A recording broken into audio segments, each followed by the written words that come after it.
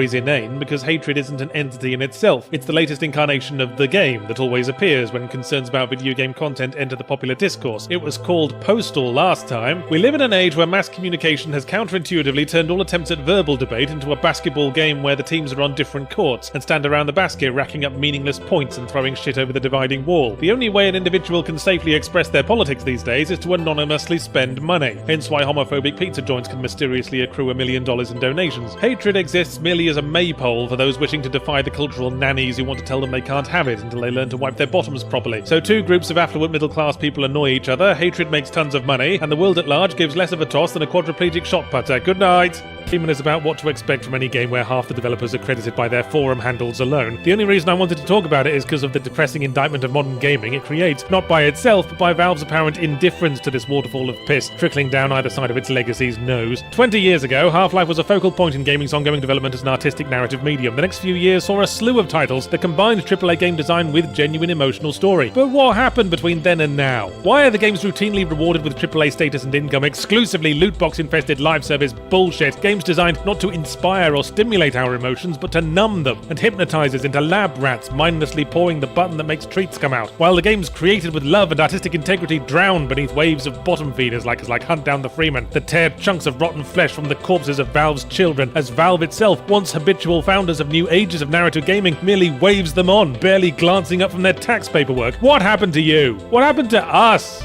To the people we were supposed to become? It's an inevitable part of gaming growing up as our childish fantasies are torn from us and we are forced to confront consequences in an unfair, uncaring, and unavoidable world of hatred, misery, and death.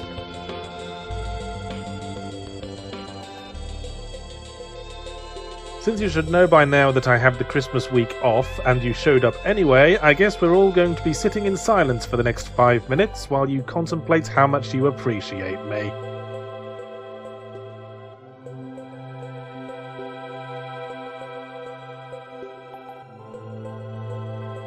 Oh, fine, here's some clips.